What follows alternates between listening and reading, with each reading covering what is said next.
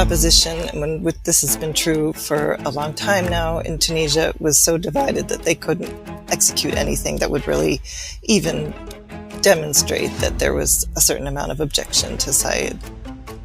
It's the Lawfare podcast. I'm Lawfare senior editor Scott R. Anderson, with Sarah Yerkes, senior fellow at the Carnegie Endowment for International Peace, and Sabina Henneberg, the Soref Fellow at the Washington Institute for Near East Peace. He's not actually doing what he should be. I mean, the economy has just fallen apart under his watch. He's done very little, and I think a lot of Tunisians are finally starting to realize that maybe Saied isn't actually good for them. And so we'll see, in the second term, if he's able to turn any of that around and start addressing the actual challenges the country is facing. Today, we're talking about the recent elections in Tunisia and what they tell us about the decline of democracy there and potentially elsewhere across the region. So, Sarah, let me start with you with a little background for listeners who may not have been following events in Tunisia over the last decade and plus at this point that has been fairly tumultuous. I think some people might still recall the central role Tunisia played in kicking off the Arab Spring at the beginning of the last decade in 2010 and 2011, and for a long time had a vision of it as kind of the standard bearer for the idea of where we might see a new democratic moment in the Middle East. That's a vision that has faded a bit in the last few years. Talk to us about where that began to change and set the stage for us for the current political moment Tunisia is in.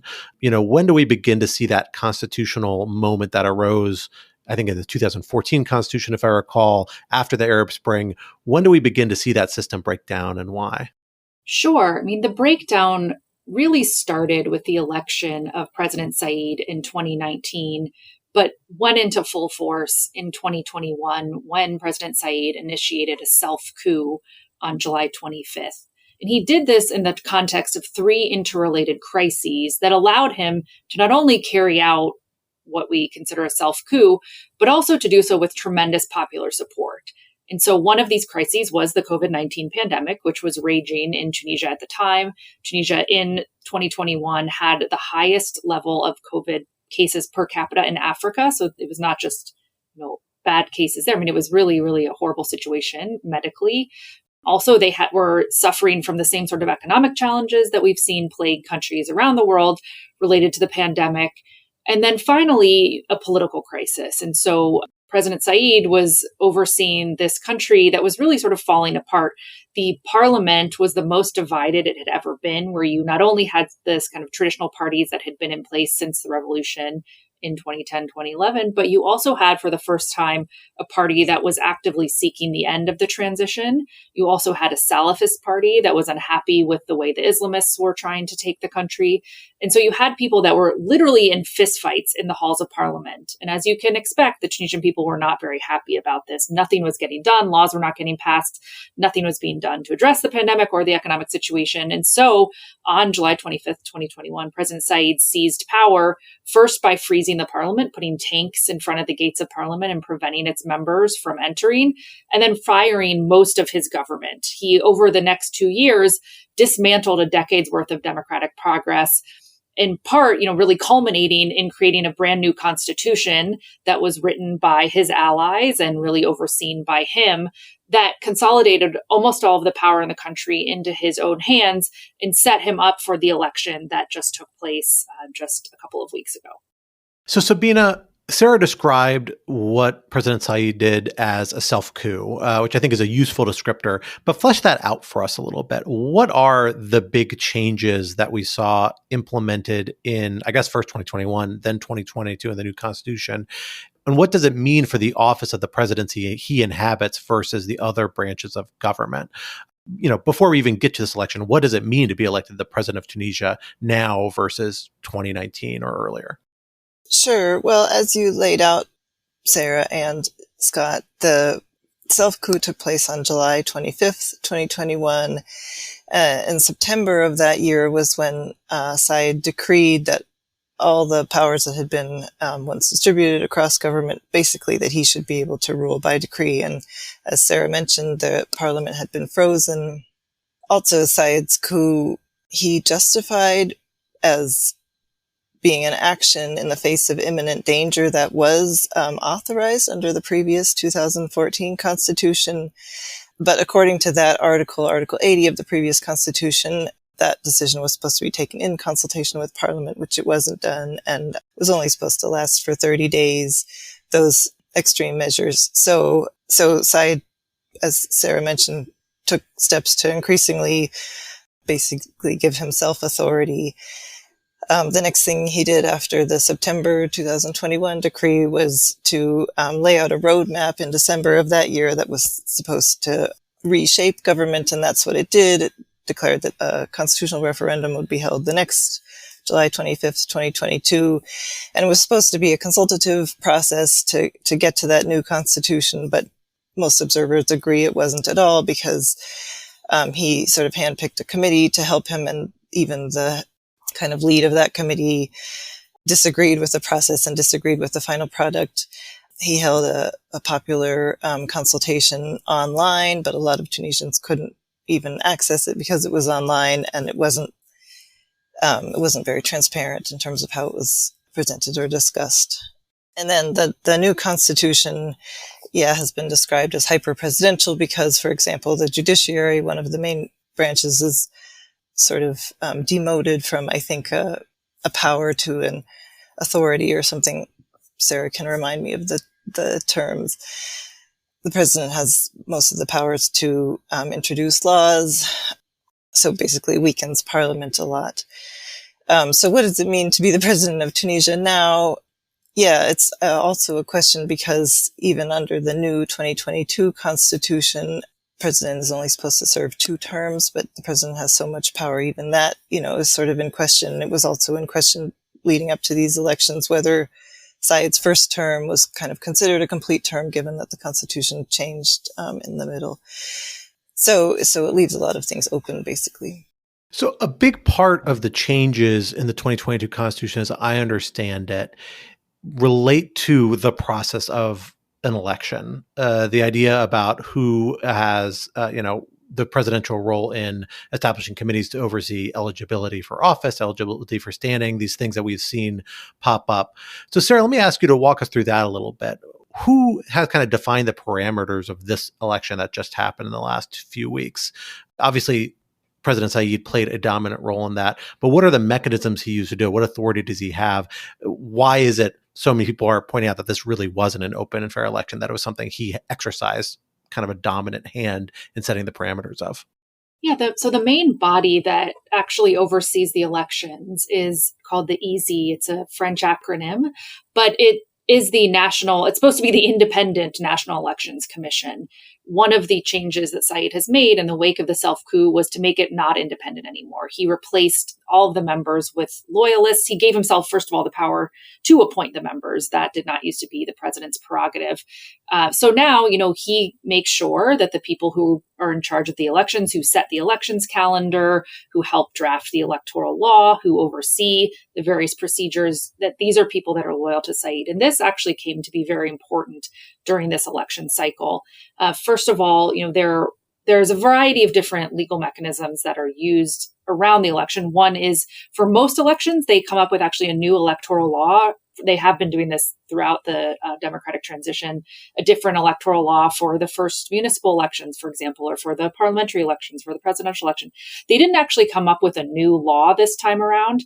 So they were relying in part on old laws from old elections, but then also just on the sort of decrees that this electoral commission came up with, and then also decrees that Saied himself put forward. And some of that is related to like the penal code. Some of it's related to also another really important law is Decree 54, which is a presidential decree that punishes with up to 10 years in prison anyone who commits fake news, who basically defames someone. If it's a government official, you get up to 10 years in prison. This has been used to put in jail a whole slew of Saied's opponents. Some of them are people that ran against him in the election, and then others are journalists and others who were not actually playing a role in the election itself, but who it helped create this sort of chilling effect around the election. But so this elections commission, on paper is supposed to be independent. They're supposed to ensure that there isn't political meddling in the system, but that didn't actually happen. And,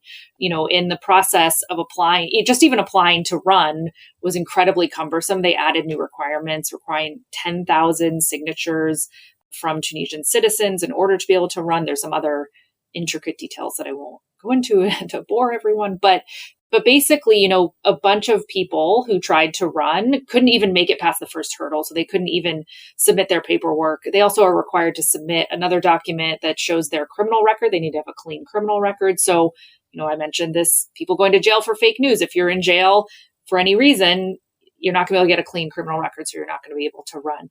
But in the end, what really mattered was that the Elections Commission ended up overriding the courts. The courts ended up ruling that a couple of the people, 3 different candidates who tried to run, that they were refused permission to run, disqualified by the Electoral Commission. The court said that was wrong. They needed to be reinstated. And Saied ended up having the parliament change law and say, you can't listen to the administrative court anymore. They're not the arbiters of this. And so he is a constitutional law professor. He is using the tools that he knows. In doing so, a lot of people kind of trust him and think, well, he probably knows the law better than I do, so maybe what he's doing is okay. There's also a lot of people who don't trust him and have been protesting against what he's doing. But all that to say, the legal environment has been incredibly important in this election and just completely clearing the playing field so that at the end of the day, there was only one other candidate. In reality, there were 2 on the ballot. One was in jail, and then another one who ran against Saied, who, had no chance of winning. So that, of course, sets up parameters for a very sort of constrained political contest, if you can even really call it a contest.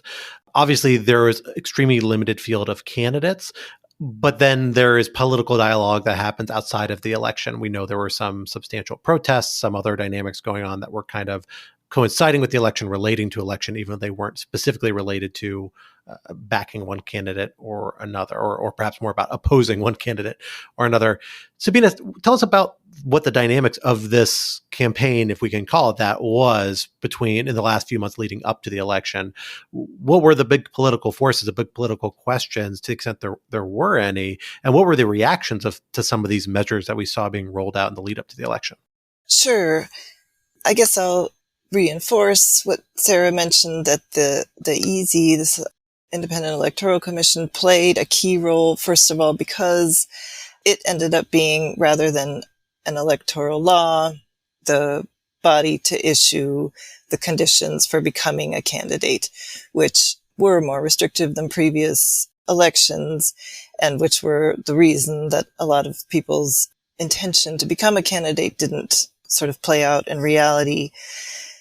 Sarah described this resulted in 3 particular would-be candidates contesting the EZ's refusal of their candidacies, and basically a tug of war between the courts and the EZ, and then the parliament got involved.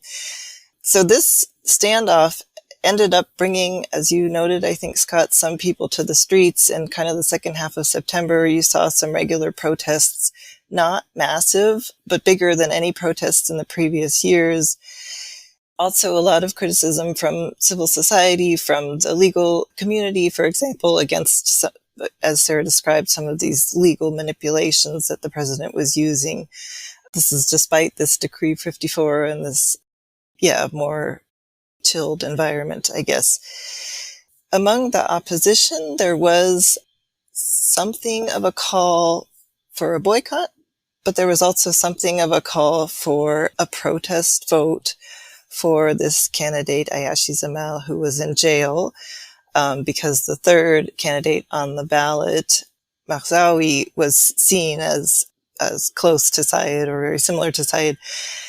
But at least from my perspective, the opposition, this has been true for a long time now in Tunisia, was so divided that they couldn't execute anything that would really even demonstrate that there was a certain amount of objection to Saied. So as a result, he won with 90% of the vote that was cast. The official numbers are about 30% or slightly less than 30% of voters turned out. So a clear victory, but with a lot of contention around it, in the context of relatively low turnout.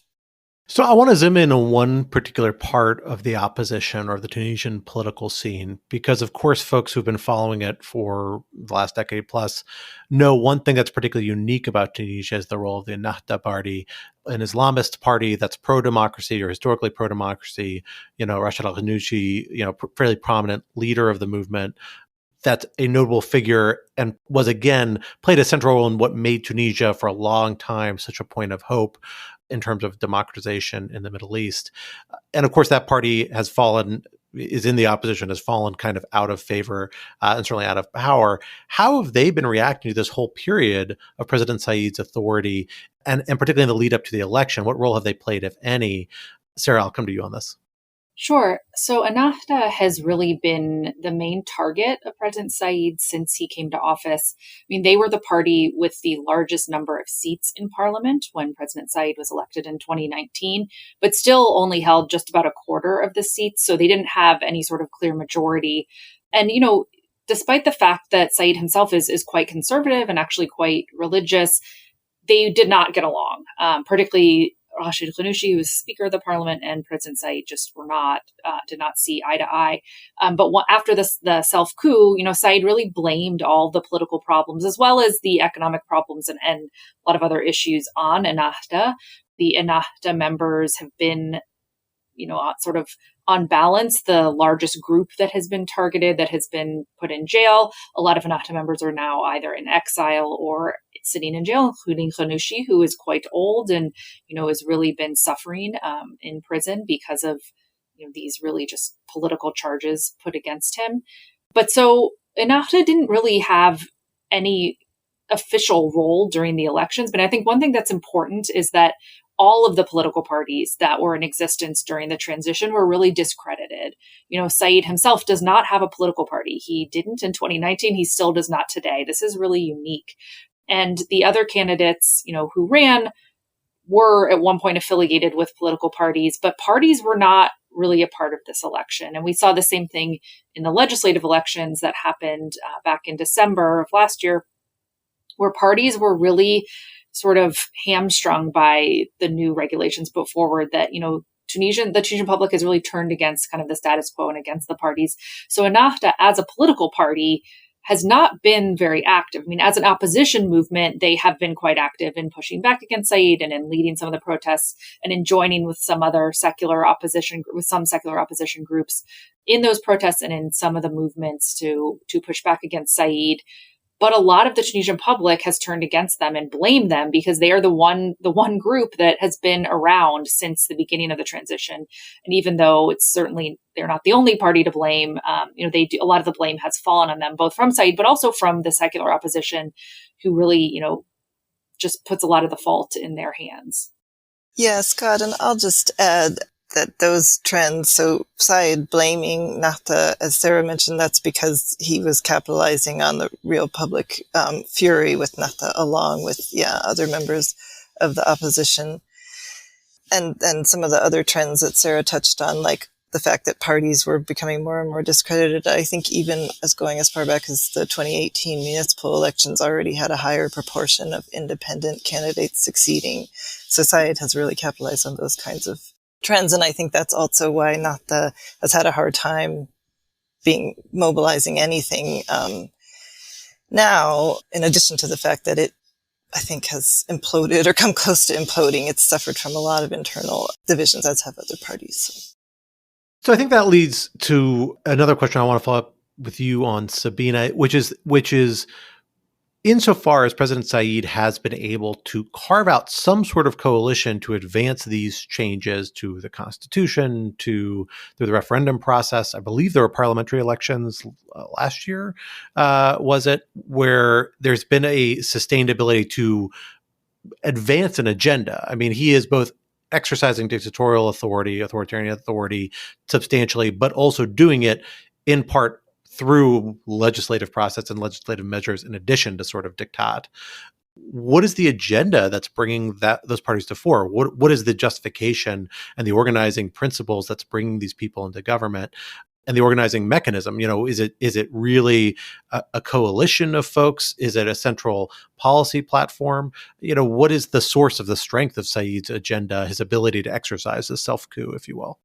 So his agenda is a typical populist agenda, I would say, not from because I'm an expert on populism, but because it's kind of clear, for example, that he uses a lot of rhetoric against kind of unnamed external enemies. Those kinds of things have helped mobilize people, and especially particularly going back to the July 25th self-coup. The parliamentary elections you mentioned were December 2022, but they were also kind of marred by record-setting low turnout.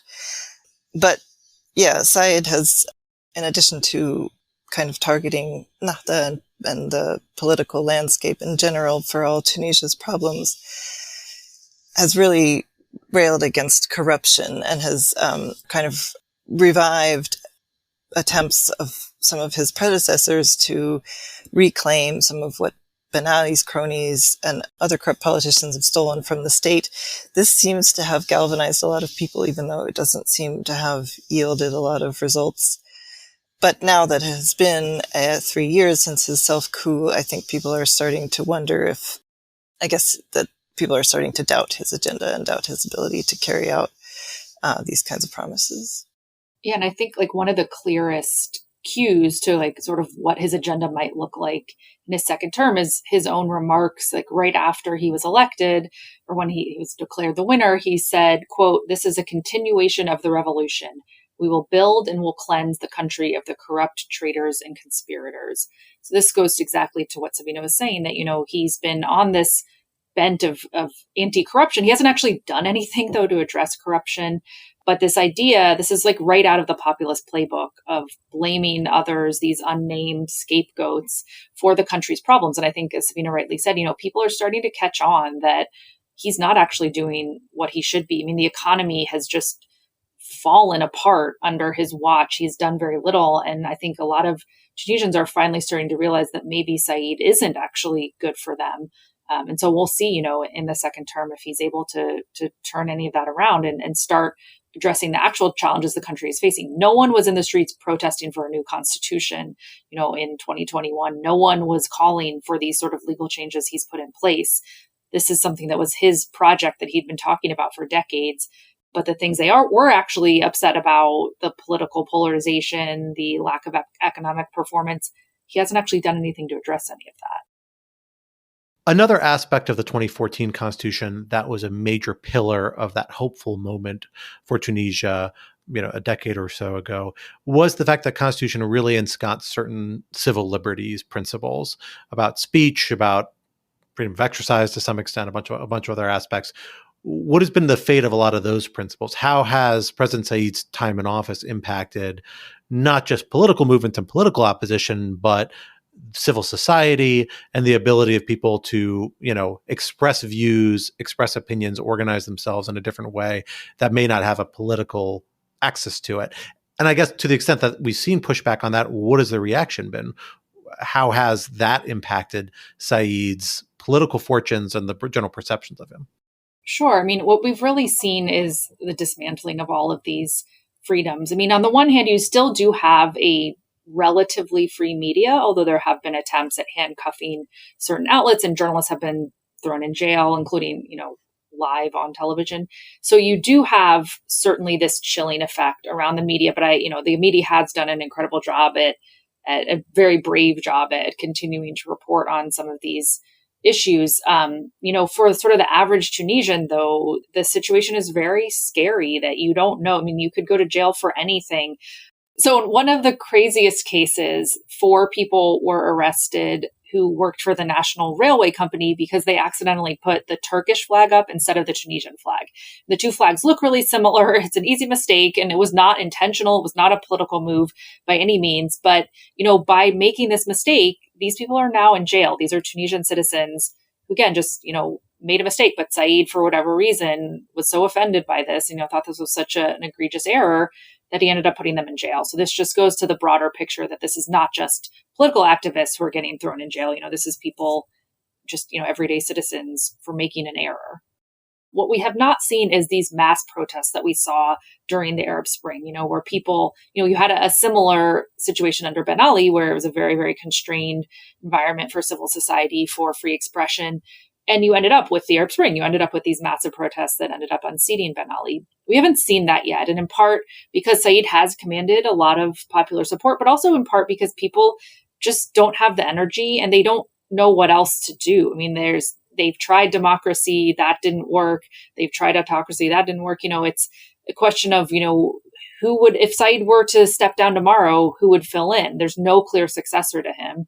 And then people are, they're suffering. The economy is just so horrible that in surveys, people basically say they're not paying attention to politics. They don't care. And I think a lot of that shows up in these really, really low turnout numbers, that Sabina mentioned earlier.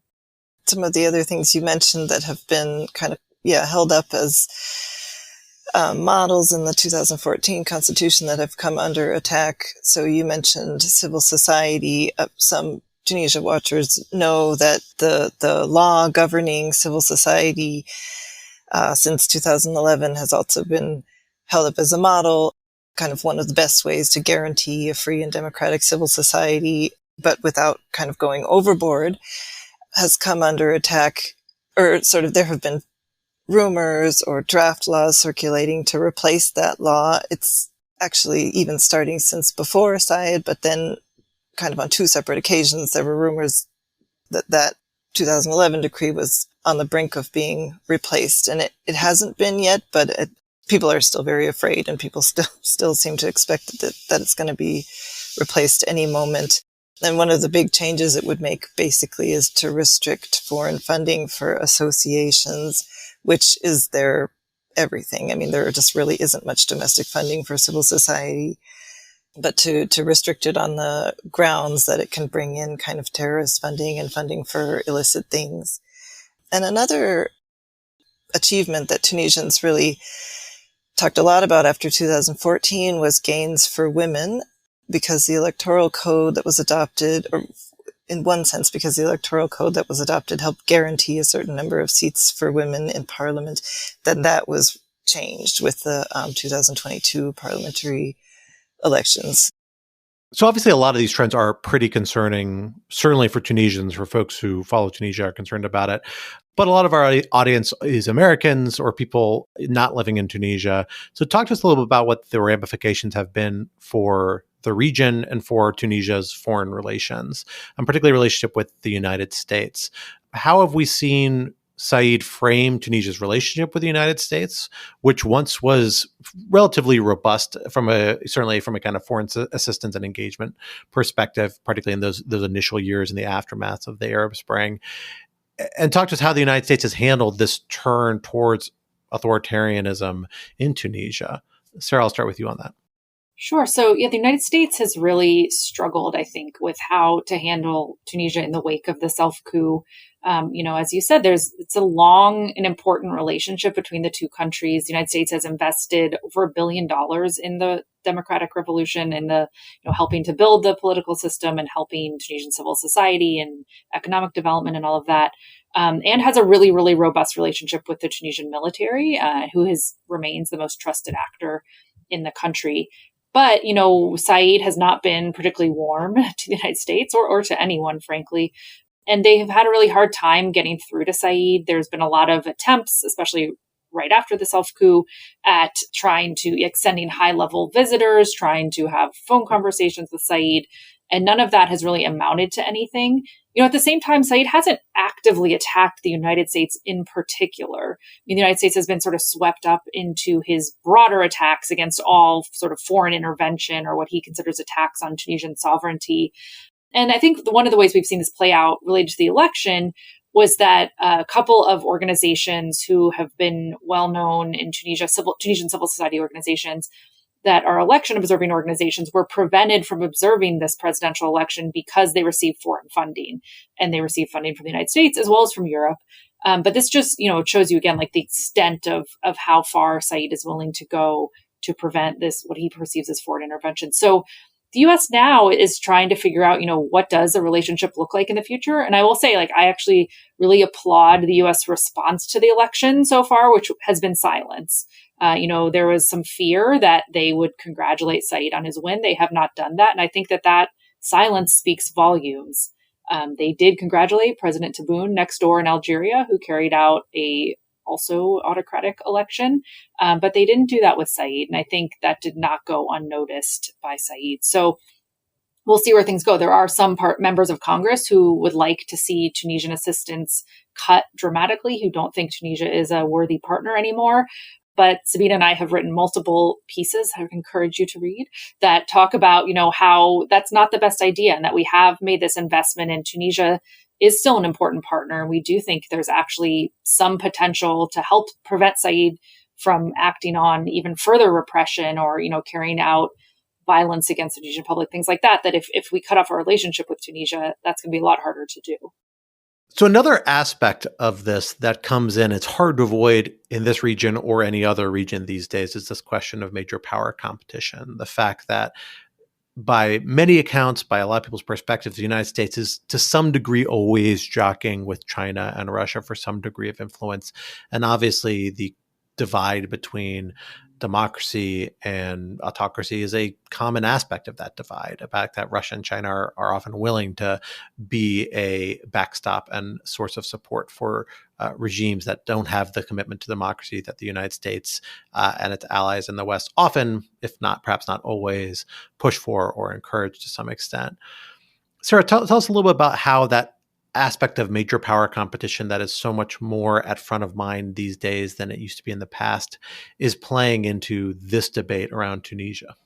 Yeah, I think it's been interesting to see how Saied has approached both Russia and China, and sort of in an odd way, he has been kind of less courting of China than the democratic governments were. I mean, there's always been this real interest in increasing Chinese tourism, increasing Chinese business investment.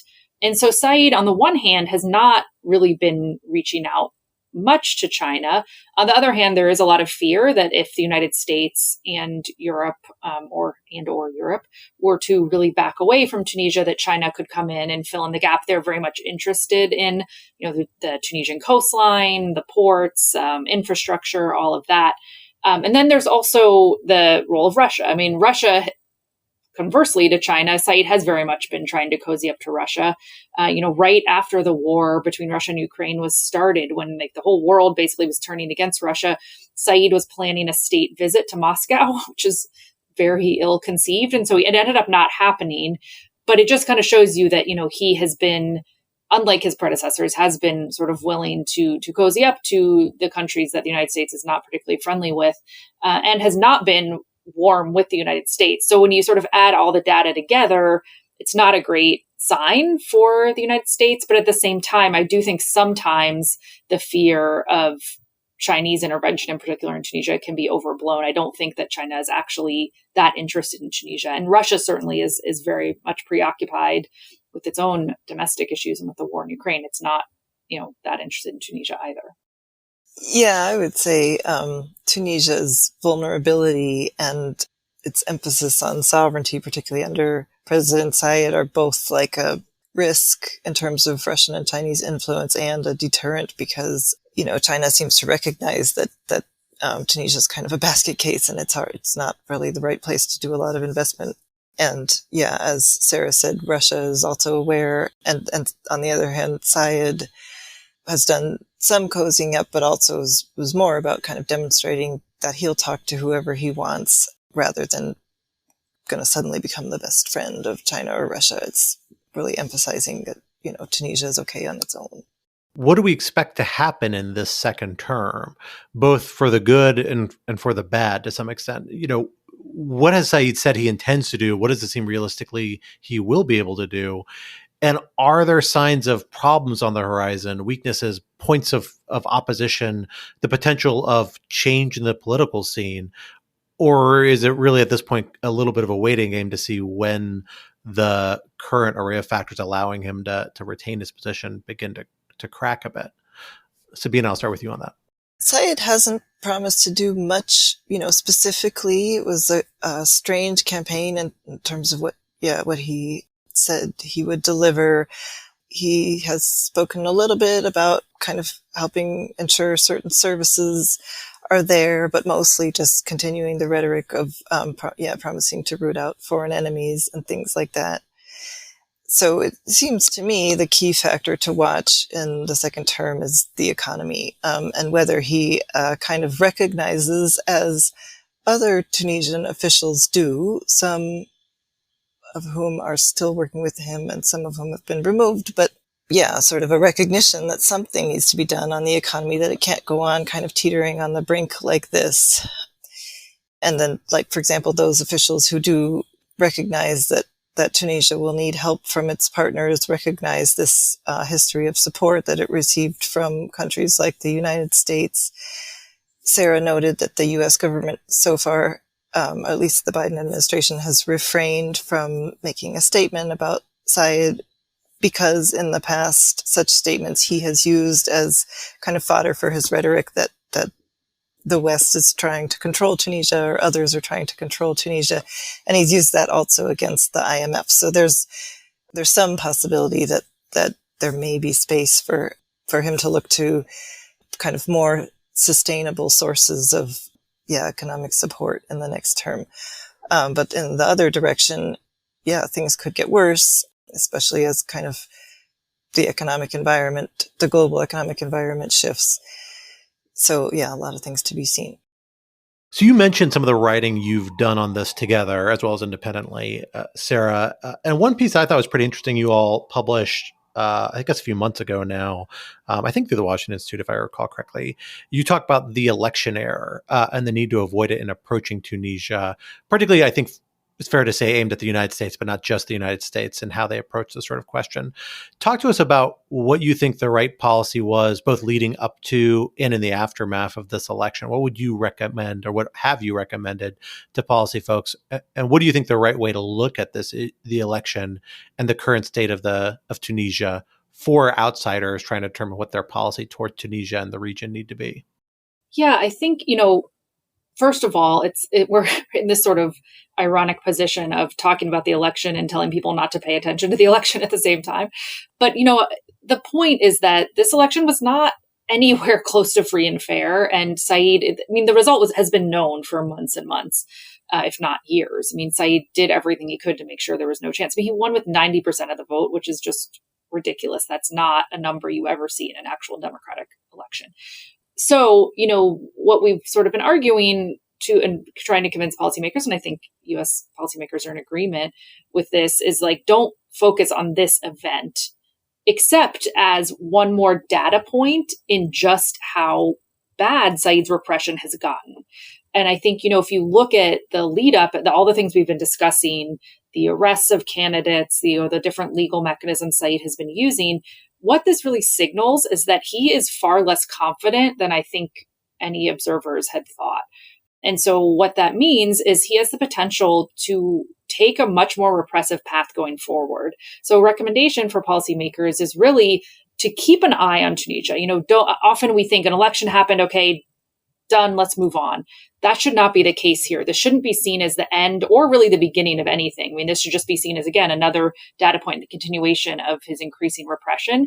And so the United States and Europe and others need to keep watching Tunisia to make sure Saied doesn't increase his repression or even continue the level of repression that he's undergoing right now. One of the big fears, I think, is that as the economy doesn't improve, unless Saied does something miraculous and different and turns things around, which I don't think he will, the economy is going to get worse, not better. And so, that could bring more people into the streets. That could lead to further repression. If more that people are critical of him, the more likely he is to lash out. And he's sort of running out of ways to do that.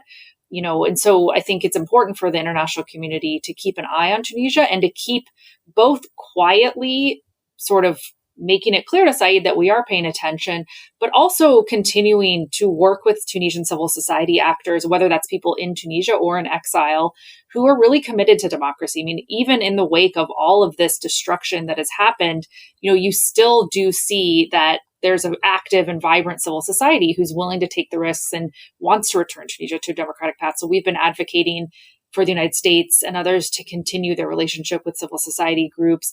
And then finally, I think something that's important to remember is Saied, according to Said's own constitution, he only has 2 terms. He should be done in 5 years. So that might seem like a long ways away, but in 2029, there should be space for a brand new political actor to take the scene. And so I do think there's also room for the United States and Europe and others to try to help cultivate more trust in the political class. There's a lot of young Tunisians who could potentially form new political parties or new political movements, doing so in a way that doesn't interfere in Tunisia's politics, but it helps, rebuild the trust between the Tunisian public and the political system. I think could be really beneficial to help Tunisians get their voices heard and help sort of counter some of the repression that we've seen. Another recommendation that Sarah and I have written about and kind of discussed is for the United States and Europe, I guess, or the EU and some of its member states to take advantage of the fact that there are a couple international leaders that Saied does seem to at least sometimes listen to.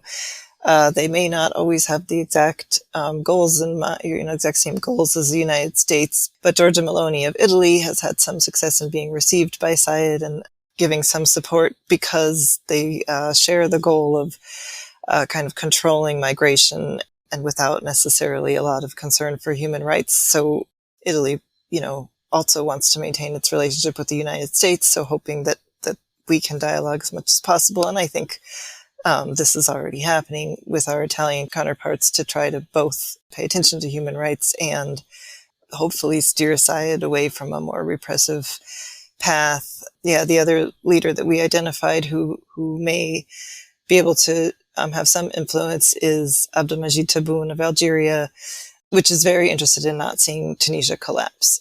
So we hope now that our relations with Algeria over the last few years especially have been kind of ramping up, I guess you could say, hoping that could be another way for the United States to, at least try to tamper some of the repression we've been seeing in the lead up to these elections.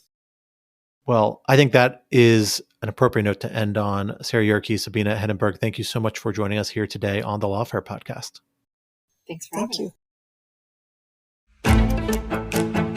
The Lawfare podcast is produced in cooperation with the Brookings Institution. You can get ad-free versions of this and other Lawfare podcasts by becoming a Lawfare material supporter through our website, lawfaremedia.org/support. You'll also get access to special events and other content available only to our supporters. Please rate and review us wherever you get your podcasts. Look out for our other podcasts, including Rational Security, Chatter, Allies, and The Aftermath, our latest Lawfare Presents podcast series on the government's response to January 6th. And be sure to check out our written work at lawfaremedia.org. This podcast is edited by Jen Patja. Our theme song is from Alibi Music. As always, thank you for listening.